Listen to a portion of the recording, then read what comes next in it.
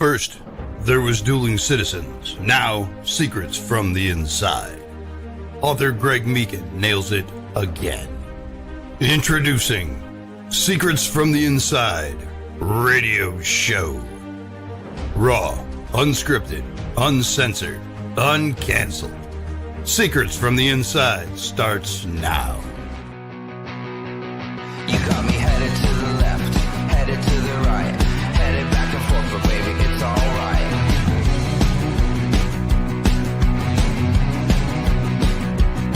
You got me going to the east, going to the west, going up and down, cause baby, you know best.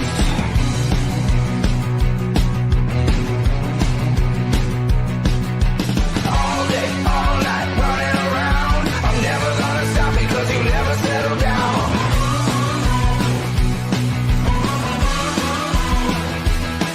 Got me shooting into space, flying at the sun. I'm never coming back, cause baby, you're the one. Good morning.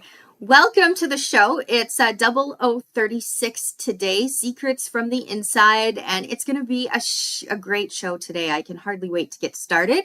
Greg, how are you? What's new with you? Goodness gracious, Val Olson, that's spelled O-L-S-O-N. What a crazy morning already, Val. Is it only me? Is it only me? Or is the world crazy out there? I feel like the world's a speeding freight train, going through the train station, and I'm just trying to jump on board. By the way, in the old business days, if you're early, you're on time. If you're on time, you're late. And if you're late, you're fired. Okay, that's a message to all generations, including the younger ones, Gen Z and the Alphas especially, some millennials too. We're early today. Show prep ready to go. I'm just so excited. I'll kind of jump right into it. As funny as it sounds, I always talk about Mike Tyson. Mike Tyson says, your plan works great until you get punched in the face, right? So every time I do live radio, I never plan for anything. Because you're just going to have to pivot at the last minute, whatever. The best laid plans of mice and men. I won't go there. I won't go John Steinbeck this early. But I'm so thrilled. I've described myself as a talent scout or a Johnny Carson kind of guy. I don't know why. I really have a nose to really talented people, real special people and stuff. We got one today. We got Michael McCune. Michael McCune, I have been itching to introduce him to the world. His last name is spelled M-C-C-U-N-E. And we got a good one for you, okay? We got a good one, eh? Yeah. So always the fun thing about it, inside scoop here, is Michael helped us with our IT, our technology stuff behind the scenes today. He's actually is fun because he won't be on for just a little bit. We have him back in the green room, Val. We have him backstage in the green room. I think he's signing autographs back there. Anyhow, we're going to be bringing him on in a second. I do want to, if possible, slow down as we always do in these mornings, literally slow down. I'd like to give you a minute before we kind of start. Again, it'll be you and me chatting a little bit. A lot of folks don't know who we are. This is a first-time broadcast to so many people, Val, so many people. So just like I say to young sales guys, always make sure you're feeling like you're doing your very first presentation, no matter how many hundreds of times you've done it. I did it 25,000 times in the auto industry. That's another story for another day. But Val, I'm going to take a quick second. I've already blabbered enough, but reminding people it's my show, which is nice. Secrets from the Inside. Believe it or not, this is a 35-year seasoned product, seasoned brand.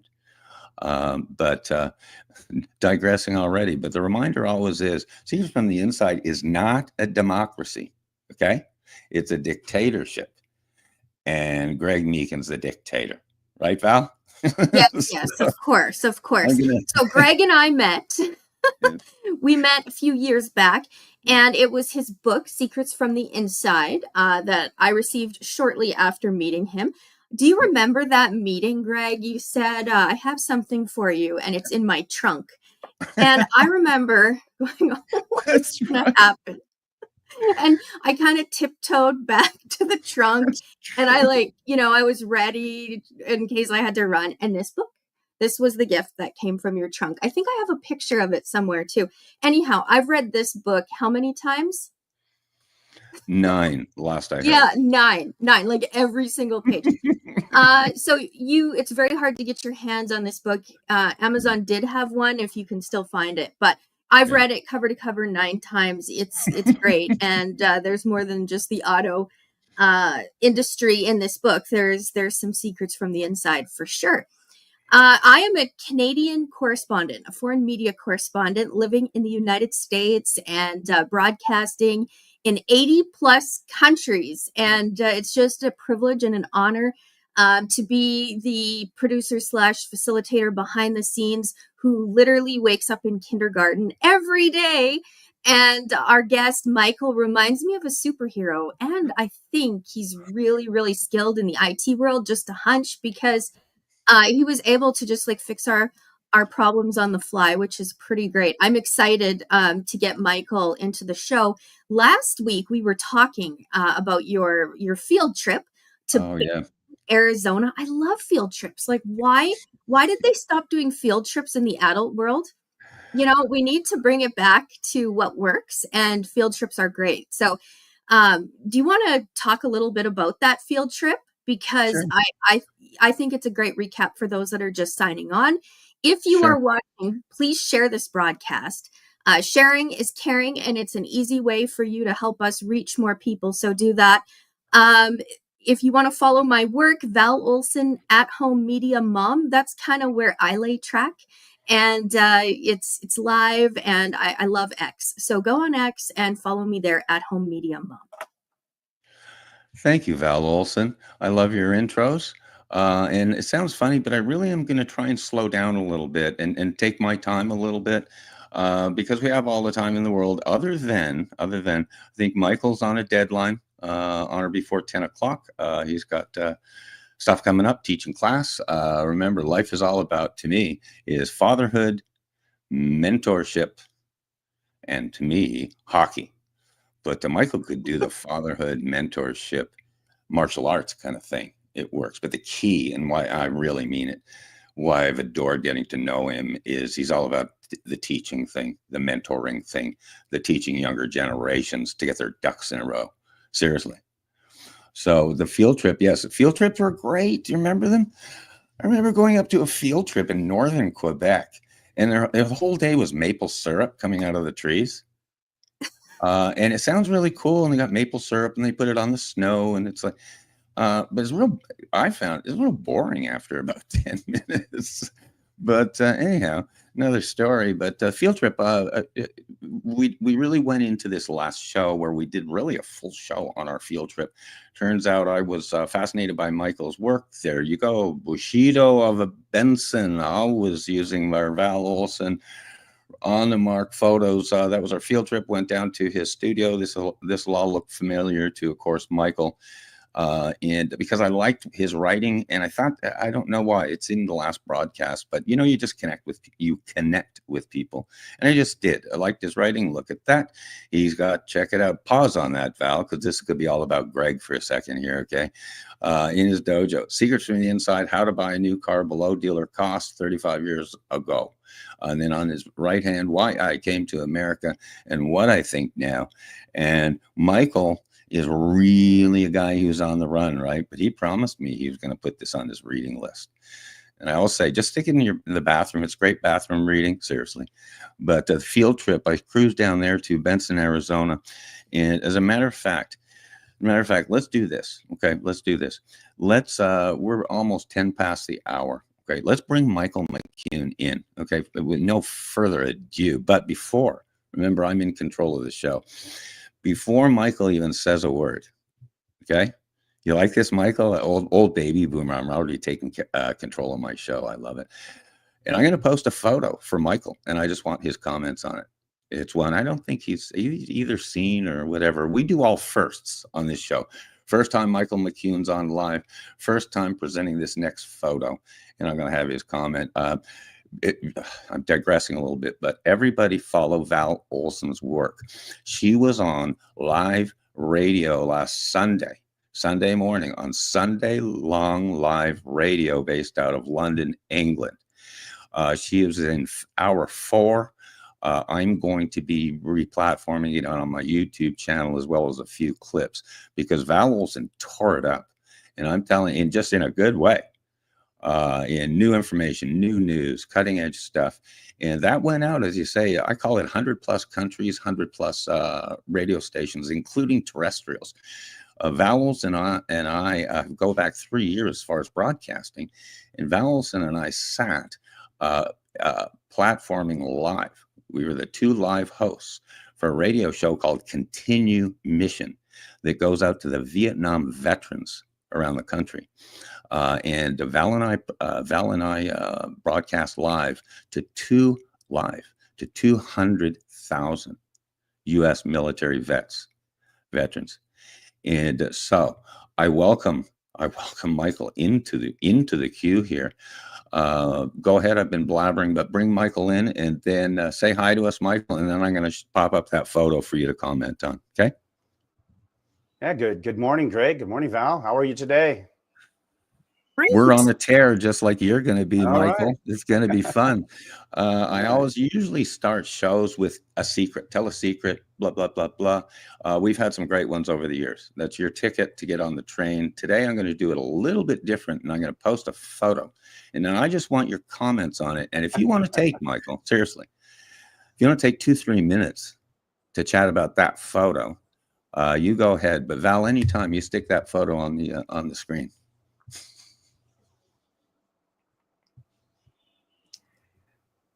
Can you see it, Michael? Oh yeah. That's my that's one of the loves of my life right there. So if my wife is listening, she knows that she's at the top of the queue. But yeah, that's my Japanese Shiba Inu Sashi. He's the dojo mascot here at the dojo, and yeah, it was an interesting story. When I last trip to Japan in 2018, I saw one of these at a pet store there in Japan, and so I just fell in love. It was a puppy, and I asked the people there. I said, "How much?" And I did a little Q thing, trying to check and see what that was going to work out between yen and dollars, and what it was going to cost me to get that dog back. And I realized it was going to be around 10 grand. And I said, wow, that's going to lead to a divorce. So I didn't do it. But when I got back to the States, I started doing some research on the dog, and I found this one about 6 hours away, and it was a really great deal. And I won't go into a whole lot, about that, but I drove down there, we bonded, and he's been my best bud ever since. So yeah, great dog. And he's the mascot of your dojo, right? Yeah. That's like so cool. That's like so cool. Yeah, his name was Sashi, and he was named after a famous Japanese samurai warrior by the name of Miyamoto Musashi. So his actual pedigree birth name of interest, though, is actually Samurai Warrior. That's actually on his pedigree. And Really? in fact, some people ask me, so you nicknamed him Sam, right? I thought, well, that would have been smart. That occurred to me. I named him Sashi for Miyamoto Musashi, but yeah. Great dog. Kids love him. See, there you go. Right off the bat, secrets from the inside. Nobody knew about that dog, did they? I love that story. I really did. I thank you for the tour. I'm just going to jump into it. I'm going to jump into it, and we'll go through. I'm literally going to have Val go through some of the shots from last week, a lot of the field trip. No maple syrup on this. This was just awesome down to your studio and I'll tell you what, I'm not going to belabor it. But let's do this like a little slideshow, just we did field trips and stuff. And you just go ahead and make your comment. Take a quick comment kind of on each one. Okay, sure. Well, of course, that's the dojo. That's the mural that we had painted on the front. And I like to call it East meets West. So you'll see that my patriotic side over there on the left, and the portion you can't quite see over there, just to the left of the eagle, is actually a picture of Paul Revere, and it says, 1 if by land, 2 if by sea. And that blends over into the Japanese side over there where it says Bushido of Benson. And the entire mural is specifically tailored to experiences that I had over there in Japan. So even, for example, where you see Mount Fuji, that was representative of a favorite place. Every time we would go to Japan, we would visit a place called Hakone. And from Hakone, there was a beautiful mountain lake. And from that mountain lake, you had just a brilliant view of Mount Fuji. Then you see the samurai warrior over the door, but you'll see that if you were to zoom in on that, you'll see that there's these ivies that are painted all the way around the door. And even the door itself, I had put in special because it fit a favorite place that we visited where my master in Japan would take us after every training. We would go to a place called the Kakashi House. Kakashi actually just means a scarecrow, but it's a whiskey house. And it was run by a very skilled chef over there. And that's where we would end our daily practices. But up until it was an old building that was made of an old burnt down samurai boarding house. And it has some of those old boards and stuff still in there today. And but until you actually came up on the building, you wouldn't even know it was there because it was covered in these ivies. So everything, in the dojo itself and even on the mural is stuff that was specific to me and to some of those who have trained with me over the years over there in Japan. Yeah. Very cool. Here, quick comment here. We'll just roll through these. Just quick. You remember that photo? I still couldn't believe it. I said, Michael, how old are you? And he said, 62. I said, no way. No. Yeah. I'm just a few years older. Yeah, working on 63. So I guess quick comments on these. Here you go.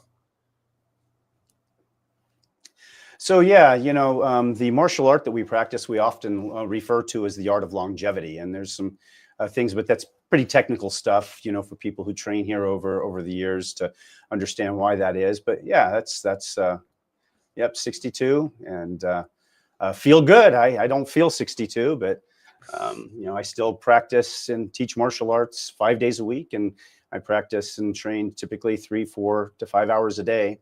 Wow. Between my multiple kids classes and my adult classes. So that's the lineage wall. So that's really kind of the I guess you would say the heart of the dojo is the history of the martial art that I practice. In the upper left-hand corner over there is the founder of what you would consider modern day Karate Do. That's Gichin Funakoshi. And the big picture in the center, that's my teacher, Master Kenjiro Kawanabe. And he passed away about 2 years ago at 92. And up until just a few months away, he was still teaching classes daily in his dojo in Atsugi, Japan. But in the 1950s, he was the captain of the karate club directly under Gichin Funakoshi. And then when Gichin Funakoshi passed away in the 1950s, he met another famous Japanese martial artist that you'll see up in the upper right-hand corner. That's Master Inoue, who is the nephew and co-founder of another famous Japanese martial art called Aikido. So he trained under the two founders of those two different arts. And I was fortunate to meet and to begin training with him in 1983, and I continued to train with him all the way up until his passing.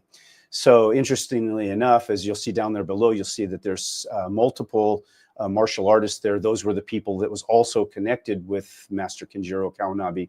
So the one directly below him is my connection and how I got to meet Kawanabe Sensei is Marty Dow. Now you'll see he's looks like he's seated there, but he was actually in a wheelchair at this point. Right. He had trained karate back in the 50s and 60s, but he stepped on a landmine during the Vietnam War, and he blew both of his legs off. So he's actually in a wheelchair there in that picture. And so that was my introduction. Yes, certainly. I'll stop you right there if I can, because this is really a special thing before this next photo comes up. But you mentioned Marty Dow. Oh my gosh! I'll show that picture. No, you love it. I'll explain that picture too here, but Sure. So when From the wall of fame, Marty down. And I want to just mention this because there's going to be, we have Val Olson and I have very close affiliation with the Vietnam Vets of America. We're actually going to have a bunch of them listening in here today and or replatform. Take a minute on him okay. because he's in a wheelchair. He lost his legs in Vietnam. And then Yes, yeah. he got into the martial arts. Go ahead. So yeah, he trained, abroad, overseas, Okinawa, Japan, a variety of things, in his early days, and became quite well renowned in his own way back in those days. And but like I said, in the Vietnam War, he managed to step on a landmine, and that didn't completely end his martial arts career. He had quite the spirit. So when I met him, he was already in a wheelchair, and he was teaching from a wheelchair, and so I was introduced later on to the person that you'll see over to the right. The Japanese man there is Sensei Clyde Kakimoto, who actually had built the connection between him and Master Kenjiro Kawaнаbe there in the center. So the way this worked was that Marty Dow himself had never actually met Master Kenjiro Kawaнаbe, but he had a student by the name of Mr. Smith who was stationed in Japan right after World War II in the 1950s. And he was fortunate enough to meet and bridge that gap between us and Kawaнаbe Sensei. Now, what he did was rather actually kind of unusual in the day because, as you can imagine, right after World War II in Nagasaki and Hiroshima, we were not exceptionally popular with the Japanese. So there was many Japanese at that time that really wanted nothing to do with Americans. But Master Kenjiro Kawaнаbe was very different. He trained in Japanese Budo, and he believed that the way of the warrior was the way to peace, and that the whole world needed what they were sharing and teaching there. So he was one of the few. So, in fact, an interesting story there is that Mr. Smith, he had taken to the Aikido class with Inoue Sensei, who was also very old at the time, and very large classes in Japanese. And one day, he'd been training there for about 8 months. And he finally got close enough to Master Inoue, who took down his glasses and looked at him and says, "Oh, no, you're American. You can't be here." And that was his last day training there with Master Inoue. So Kawaнаbe Sensei decided at that point, he had already, mastered Aikido, had already mastered karate. And so he decided he was going to go his own way at that point, and then he was going to go ahead and take on Americans. And that bridged the gap between us and him. Yeah. Cool. Little history there. Very, very cool. Mhm. And that wall was on in your dojo. So it reminds Yes, reminds you So of you every you'll see day. it looks a little bit like an arrow going down. So it bridges the gap on the different senseis that he had trained with. And then in the middle, just above him, it was Sensei Okuyama, because what Kawaнаbe Sensei did that was a little unusual is that most people, when they take a martial art, they'll choose a martial art that just kind of best fits their style, their personality, or their character. So traditional karate was more of a hard style. These are the people that, are looking for a little bit more, aggression, so to speak, if that's their spirit and their personality, they're a little bit more, that way. And so Very anyway, cool. so he trained with him, but then when Funakoshi Sensei passed away, he started training Aikido, which actually means the way of harmony. So most people don't really do that. They'll take one. Oh, there we go again, that picture. All right, I'll explain that. So let me finish there with the kid. So anyway, he bridged that, and Okuyama Sensei taught him how to combine both the hard and the soft, and then he created his own style called Kawaнаbe Karate Do. And so my dojo here in the United States is actually the only certified dojo directly underneath him outside of Japan. But anyway, with that photo there, so when Donald Trump shared my post, that's where probably most people came to know me, was because it went viral. And I mean, it didn't just go viral, it went worldly viral. It went like seen by more people than there are in the United States. They're estimating somewhere between 500 and 600 million views. I was I was on the front page of the Kiev Post. I was just hoping and praying that they weren't targeting missiles over here at the dojo. And so at the time, I wasn't really prepared to go viral. So it was just on my personal page, and it was shared on there. And I had millions of people visiting my page overnight. And my profile picture had a picture of me, my wife, and my family. So immediately I was concerned because not everybody was a Trump supporter worldwide. And so, along with a lot of positive comments, I also had a lot of, I would say, some nasty comments and even a few threats. So I decided very, very quickly, I said, I need to get this picture of my family off there. And this was a picture I had just toyed around with it. Somebody had sent me a link and sent me this picture. And I said, oh, that's kind of cute. And I just threw it on there as a placeholder until I could get a better photo to put there. But it just kind of caught on. Everybody just kind of said, oh, that was kind of funny. Some people liked it, some people didn't. And I just said, well, it's been seen by 100 million, 600 million people at this point. Just let it go. But that was not intended to be on my profile picture. That was just meant to be a placeholder. It's so It just funny. kind of worked out that way. Yeah. It's so funny, Michael. Val and I joked on the last show. I want to have you wear that into the studio sometime. Yeah, it doesn't exist. Right. That's completely an course, AI. AI. The photo's real, the picture, of course, is real, but it's just a completely AI God, photo. that is so No cool. superhero here. That's so cool. Seriously, just your mastery of graphics and throwing that stuff together. Seriously, kudos to you because you're one of the best I've seen. Seriously, and at how quickly you throw stuff together. Val, we got a few comments. I see some comments in the chat. This is so awesome. Did you have those, Val? Yes. So Angela says, good morning and hello from the loony liberal state. She is in Rhode Island this morning. Hi, Oh, wow. Angela. Hey, Angela. Hey, Angela. And How's then the weather up there? Also, we have Mark Rukowski. He says, good morning, everyone. By the way, when I heard them say A, I thought, are they from Canada? Then they both said they are. Don't even know we do it. That's a long story, Mark. That's a long story. My entire brand is on dual citizens, half Canadian, half American. It's actually called Dueling Citizens, where I believe we agree on 80% of stuff. So let's talk about that stuff. Let's get on the ice, punch each other in the nose, and go for a beer after the game. But Val and I literally, there's 3 years of shows where we not only talk Canada, we talk the US, and most importantly, the interaction between the two. I'm really surprised. I really am, that I find no matter how smart they think they are, I find Americans have no clue what's really going on in Canada, and I find Canadians have no clue what's really going on in the United States. So it really is just kind of bridging that gap. I had said 3 years ago, I can't believe a dual citizen actually has any value, but I found out differently in the past little while. Mark, thank you for that comment, and for all your other folks. Mark's in Detroit. We'll talk about that another time there, Mark. But Val, any kind of like little summary so far, or whatever, because we're going to get the mic back to Michael. One thing I want Michael to do next, and again, take a few minutes here, Val, just kind of summarize where we've been and where we're going. But I want to turn the mic back to Michael to really kind of dive into what he's doing. His political writing is fantastic, just fantastic. He's someone I really do follow every day. And I want him specifically, keep this in mind here, Michael.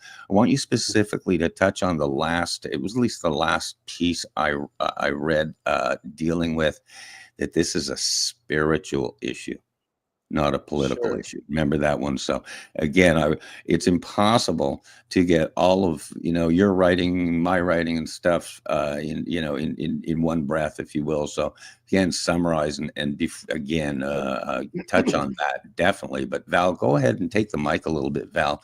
Let folks know who you are, and indeed, you are pure Canadian, Medicine Hat, Alberta, eh? So reaching out to Mark Rukowski on that one.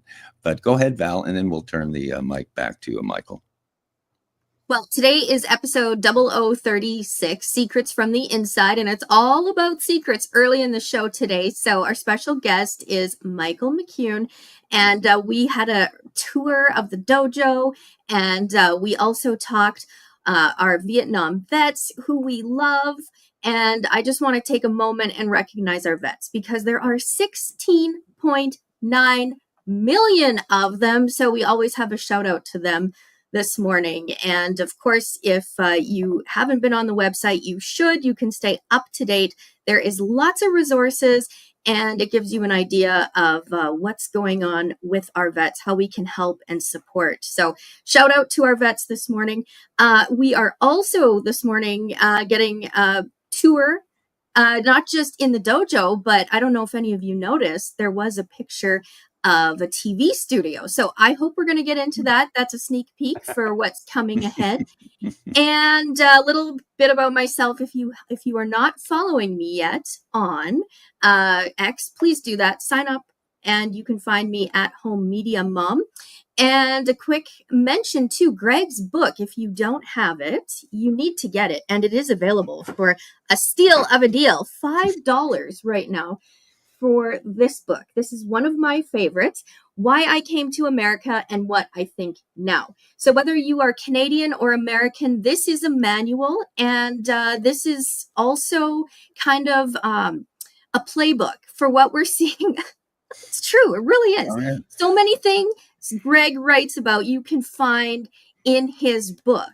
It's kind of weird how that works, but it's $5. So if you want it to land in your inbox this morning, really easy. You can find it on Amazon, or you can go to Greg's website, gregmeekin.com. So I am going to turn it back to you, gentlemen, and Greg, take it away. And Val, a quick correction. It's $5, of course, for the ebook. It's available on Amazon, but Amazon has kind of been giving me a little problems lately. So I do know it's always available through my website, but that's for the ebook, the $5. The price is going to be going up.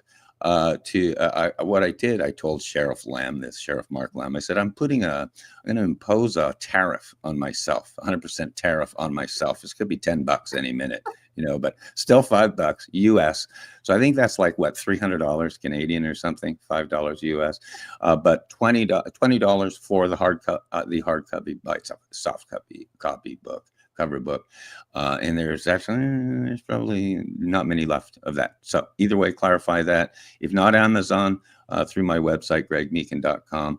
But back to you, Michael. I want to really take. We're kind of half an hour after the top of the hour here, so I want to let you take a little while, so a few minutes here. Sure. Just first off, I want to go I want to ahead. do a quick shout out to my wife, because she just tuned in here. She's an assistant principal. I won't say where, but she's a principal. She works very, very hard, and she supports me here because, as you can imagine, since all of this has taken place, it's taken a tremendous amount of my time that it didn't used to take up. So she's been very supportive of that. So thank you, honey. And so where would you like to go from here, Greg? Well, really kind of where you want to take it, just who you are, what got you to where you are right now. And also just the writing thing, touch base, definitely touch base. I really want you to touch base on that spiritual thing that great piece that you wrote yesterday, I believe, or the day before. Go ahead. Just take the mic. 5 minutes, 10 minutes. It's Michael McCune here. You got it. So people ask me all the time, they say, Michaels, what does karate and martial arts have to do with these political posts? And the truth is, it has everything to do with it. So after my first trip in Japan in 1986, I can remember after every practice, Kawanabe Sensei and his students would pull out this little short Japanese table, and we would all sit down on the floor, and they'd bring out the sake and the Japanese beer. And the first thing that he would do, and he says, okay, let's talk politics. Let's talk what's going on around the world. So the thing that people need to understand about the true way of Japanese martial arts and Japanese Budo is that self-defense is a broad term.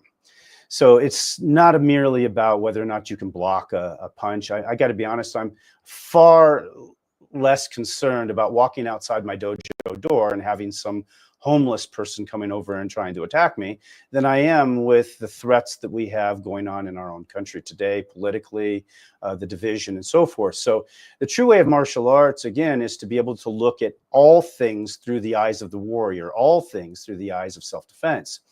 So in that regards, we look at threats, and politically, that was one of our greatest threats that we saw. We saw it with Joe Biden when he was president, and we saw it.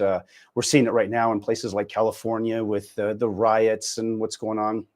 So I began writing political posts, probably a dozen years ago.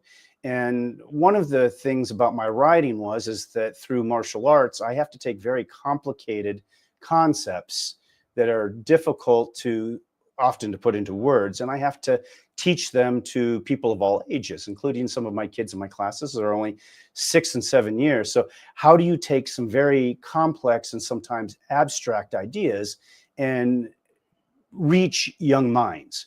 So that's where my writing began to take a different tone, was in understanding that so many people out there sees what's going on in the world, and they see it through so many abstract and complex ways, that I realized that we needed somebody that could take some of these complex things and reduce them to some a little bit more commonsensical things that people could put into view, so that ultimately the goal of my post is not just to point out what's going on around the world, but what solutions are, what can we do as individuals to make a change. And so that's where my writings really began to take hold. And so what happened there, in fact, that's what happened with the post that went with Donald Trump. It was after the Zelensky and Trump debacle on television that a lot of my friends were going, "Oh my gosh, this was horrific. This was horrible. Did we make a poor choice in choosing Donald Trump?" And so I had to back up, and I wrote a little post out there that says, no, you really missed the art of the deal here. You missed what was actually taking place. And so I knew when I saw JD Vance actually jump in and take hold of that debate, that this was a plan. You have to realize that when you're doing something live, you have sort of a plan A, a plan B, a plan C, because you can't control necessarily what Zelensky, for example, was going to do within that live section. You didn't know exactly how he was going to try to take control, or if he was just going to go along with Donald Trump and JD Vance, or if he was going to try to use the pulpit in some way to gain control. So when I saw JD Vance jump in, I realized that he was basically spanking Zelensky and says, no, you're not going to hijack this, and we're going to back up and we're going to regroup. And so anyway, that's what happened. And then Donald Trump basically shared that post in a way to be able to say, yes, this guy gets it. So that's kind of how I guess I got notoriety, was because of that share from Donald Trump. But since that time, I've gained thousands and thousands of viewers. I've had, in just a short period of time, I've had over 4 posts already go viral. Now, I will say, though, that Facebook is really, really doing its best at this point to stop that.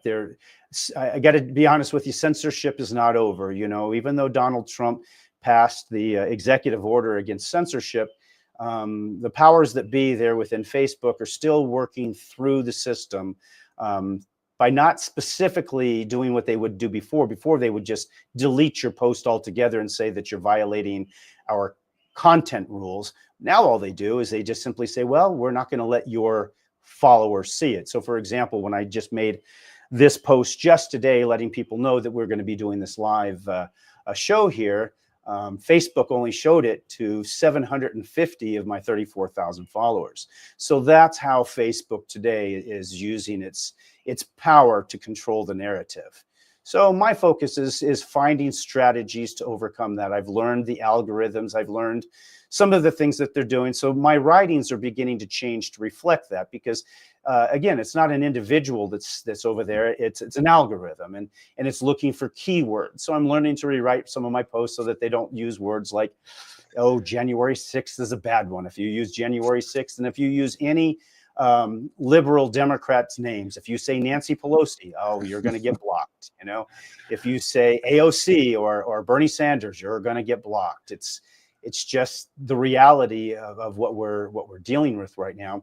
So fortunately, within my group, I have some amazing people who have followed me, and I got to say, it's been a very exciting and rewarding experience, because when I really expected when I got on here was, from what everybody told me, when you go viral like this, that you're gonna have all these haters on there. But the people who have become followers on my post, have been extremely supportive. I mean, I would have to say that all of the comments in here are 99.99% are very productive. And they're people that the reason that I've been able to go viral, even with posts, even when Facebook has been holding me back, is because those who have been following me have been pushing it to their groups and sharing it with their people. And that's the way we've been able to overcome the hold on Facebook. Because I had even last week, I had one post that went from Facebook only showing it to about 200 of my followers,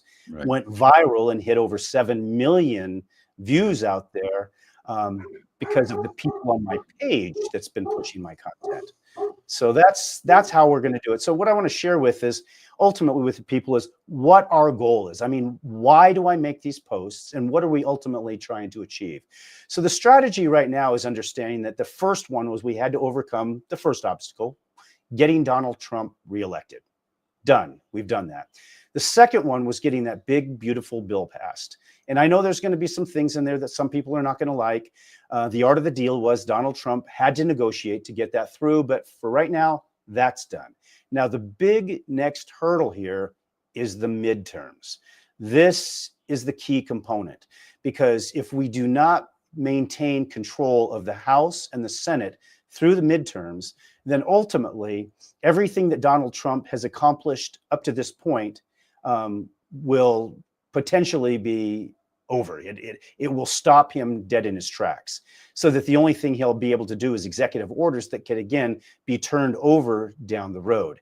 So ultimately we have to get him through the midterms. But how we do that is we're not concerned about reaching or changing liberals. People are always asking me, says, but how do we get them to think different?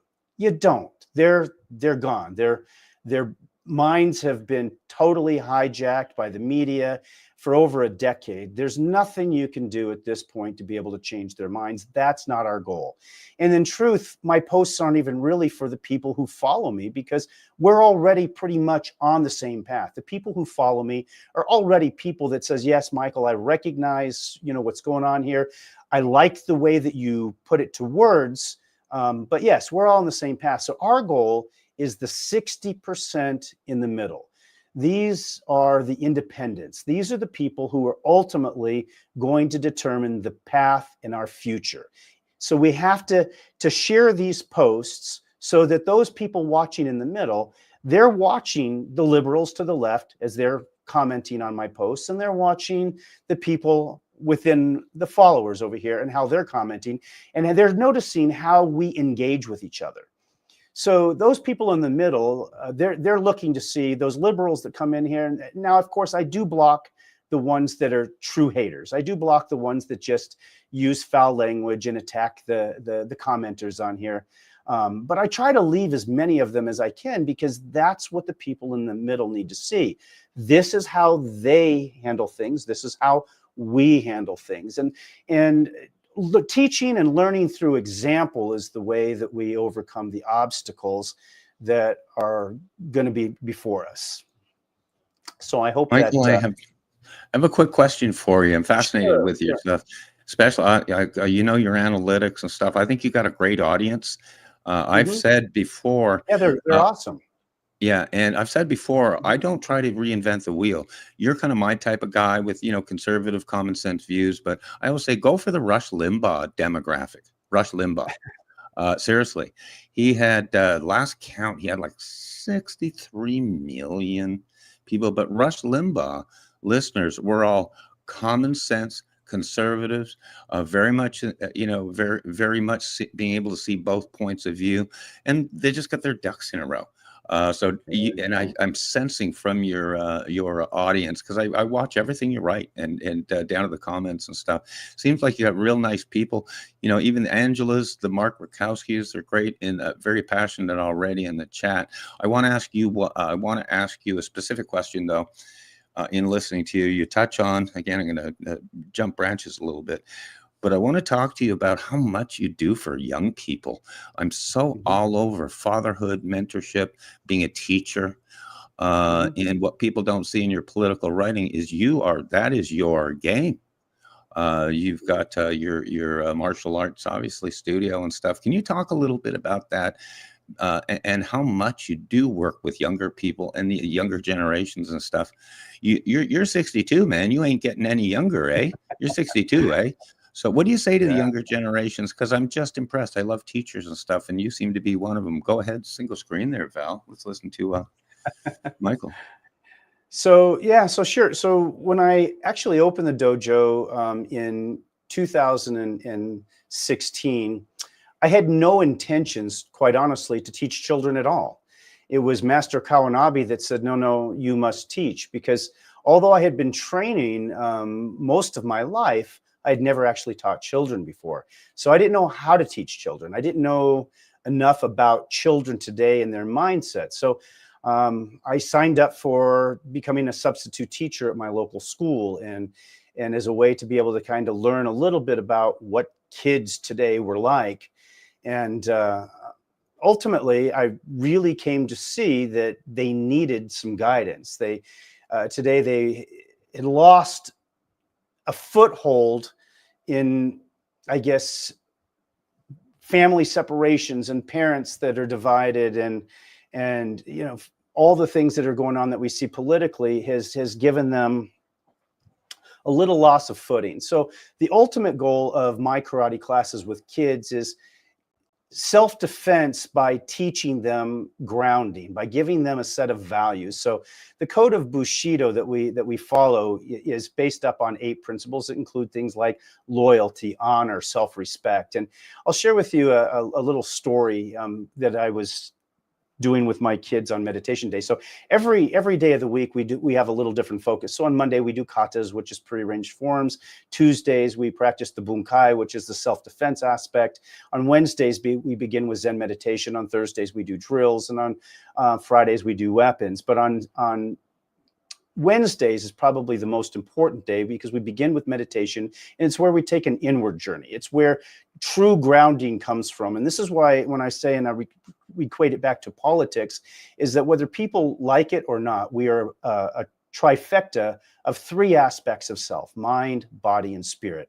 And the reason why the world has, particularly in the United States, has gone so far off track is the spiritual aspect has largely been abandoned. And the key to understand about that spiritual aspect is that wisdom does not come from the brain. It comes from our spiritual grounding.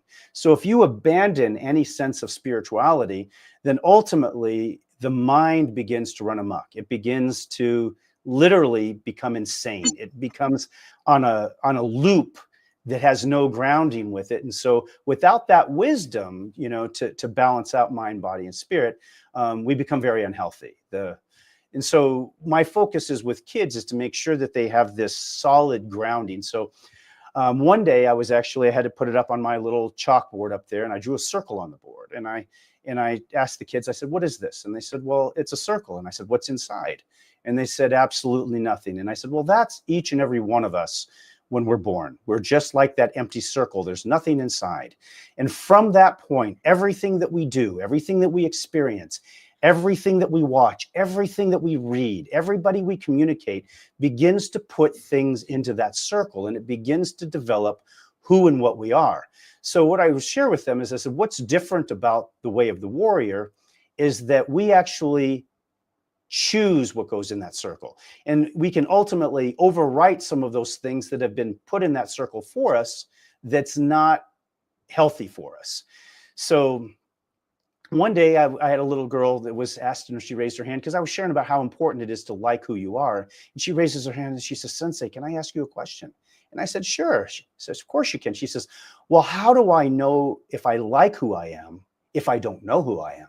Well, I made a really big deal out of that. And I said, "That's the most brilliant question anyone has ever asked me in this class." And I said, and the answer to that is that's what we're doing right now within your circle.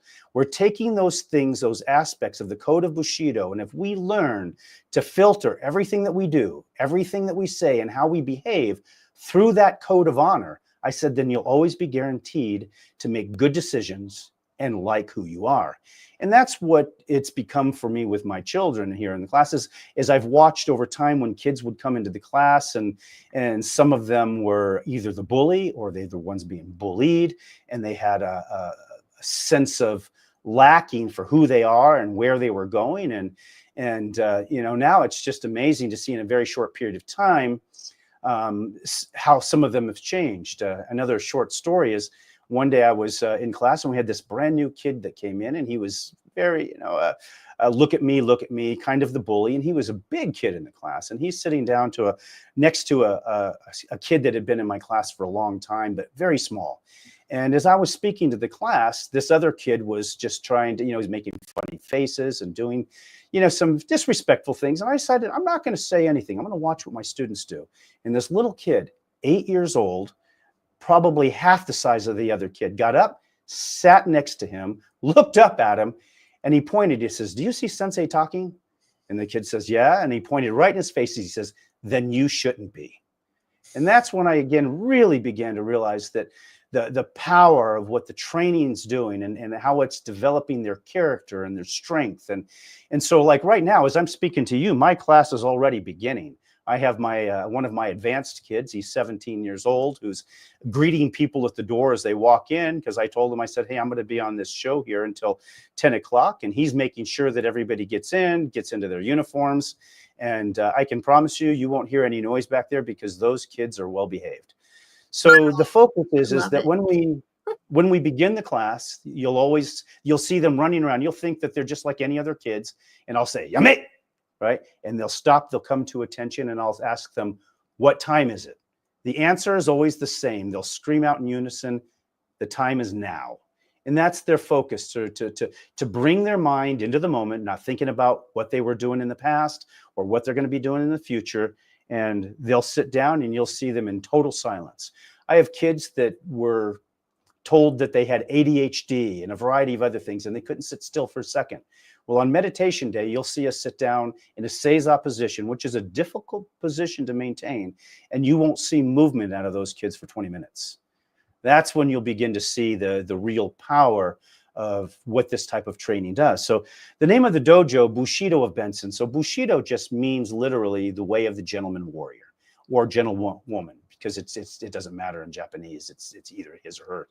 But the concept is why this program works is because as a child, everybody knows what a warrior is. They've all watched either Kung Fu Panda or they've watched programs with princes and princesses, and they all want to be the warrior. So as they aspire to be the warrior, we begin to train them and show them, yes, but to be the warrior, you have to adopt this code. You have to learn self-control. You have to learn courtesy. You have to learn honor. You have to learn not only to respect others, but to respect yourself. And that becomes their base code. And so other than like when a parent or something will teach kids, they're teaching it from the outside in. What makes this so powerful, it becomes sort of like it takes a village to raise a child, but the kids that come in here begin to choose that code rather than it being forced upon them because they want that way of the warrior. So ultimately, as they start to grow and go through their training, you'll begin to see that their character changes. And that's the most important thing, because we have kids today that, you'll see them on cell phones and they can't even look at an adult in their eyes. And so I'll even occasionally have in my class where we're going to do a training where we're going to teach kids how to do a job interview, right? Because that's part of self-defense. They've got to have a job, right? And, you'll see that my kids, I'll have kids that I'll point out and says, "What do you want to be when you grow up?" I said, "If I'm going to hire you, to work for me, why should I choose you over somebody else?" And you'll see that kid get up, look me straight in the eyes and says, "Well, Sensei, let me tell you." And that's where, again, you begin to see that it begins to make the changes in the kids. So yeah, it's become a passion. So when I opened the dojo, as I said, I really had no intention to train kids. It was going to be just for me and my adults so that I can further my own training from there. But to be honest, at this point, sorry, adults, I love you guys too, but no, I'm here for my kids. I'm here for my kids. So. I think we can all learn. I think we can all learn from Sensei today. I mean, I don't think we've booked him long enough on the show. This is kind of like a part one when I hear everything that he's saying. We have just a few minutes before he has to run. I apologize, I'm talking fast because as I'm looking here, I'm realizing that I got to start teaching here in 7 minutes. But yeah. Greg, I'm going to hand it over to you to close out before Michael has to go. Sure. It's been fantastic. We will cut it short. Michael, you've been on the run. and you need to get out of here. Just as usual, follow everyone's work. Follow Michael McCune. Follow Val Olson. Everybody knows where to get a hold of me. But if you would, Val, just do. And thank you, Michael. This was awesome. Once again, we'll see you next show. Okay. Sounds Long great. form, long. But thank you so much. If you want to take like 20 seconds, 30 seconds, Michael, to tell people about you and where they can actually find your work, go ahead, and then we'll give it back to Val to close out the show. Sure. The way to reach me is just on my personal profile. So I would have preferred to have it as a business page, but thanks to Donald Trump, I went viral on my personal page long before I had an opportunity to build that. So it's just go to Facebook and look up Michael McCune. That's MichaelMccune. And I'm on there. I typically do at least 2 posts per day. I do have a tendency to write better than I speak.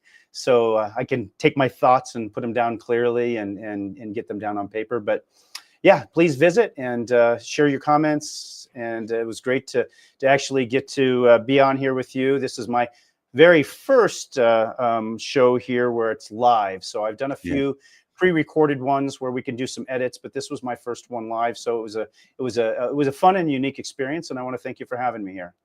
Well, Have an awesome day. I gotta go teach. Yeah, you go See you teach. later. You go teach. See you I'm later. gonna Thank you, let Michael. you leave. But can we get you back on for a part 2 in the future? Absolutely. You guys have been great. Thanks so See you, much. That's Michael McCune. And wow, what a show today. Can we just do a wrap, Greg? Can I take a couple minutes? Oh, honestly, this was so good. And this is going to be replatformed and stuff. But this is your closeout here, okay, Val Olson. You were awesome today. People look back on our past work and you'll see a lot of laughs and teasing each other and stuff. But you and single screen and you take some time, close out the show, give us a nice obviously summary and wrap and stuff, and whatever you want to do, take 3-5 minutes, whatever you want, and then we'll end with our music. So to everybody out there, I'm going to sign off here. Everybody out there, I'm turning the mic to Val, but always remember, just like Michael implied here, remember, wake up in kindergarten every day. There's so much to learn and so little time, because before you know it, you're in first grade. Thanks, everybody. Great comments. Back to you, Val, and go ahead and close it. Listen to the music and the outro here. You guys will like it. God love everybody. Single screen, Val, close it out.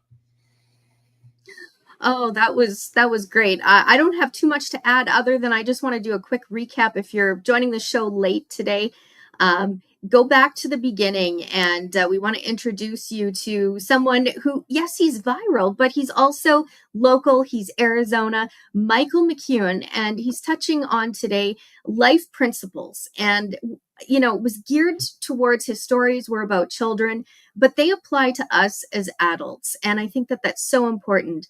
And, not to just, oh, they're kids and they'll figure it out, but there is a place for adults and children. And it's not just in the dojo, it's all about teaching each other and what we can learn. And I was watching on YouTube a segment just saying the number one most watched videos by children under the age of 12 are videos that show a mom, a dad, and family life at home. So that's what our kids, many of them, are hungering for, is that home life experience. And so I think that the dynamics can be created outside of home because not everybody's situation is the same, but there is such a need to show care and to work with children. And I think the paybacks are going to continue, and it's one way we can truly take our country back. It starts at home and it starts in the neighborhood. The little things are the big things, and authenticity is currency on this show. So it's high quality content, and you're talking to real people who get it. So on that note, that's another episode 0036 of Secrets from the Inside. Thank you so much for being here today. Thanks to Michael McCune. Don't forget, you can follow him on Facebook. And also, if you haven't subscribed, you can do that on X to my channel, At Home Media Mom. And don't forget to check out Greg's work, gregmeekin.com.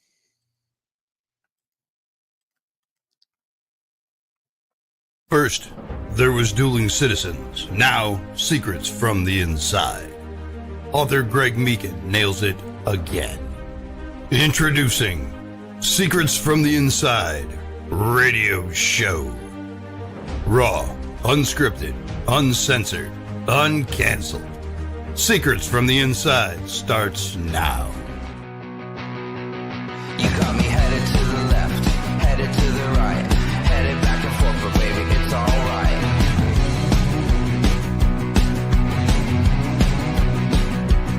You got me going to the east, going to the west, going up and down, cause baby, you know best.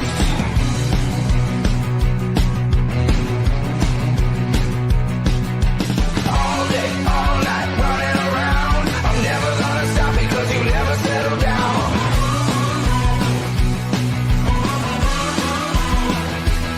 You got me shooting into space, flying at the sun. I'm never coming back, cause baby, you're the one.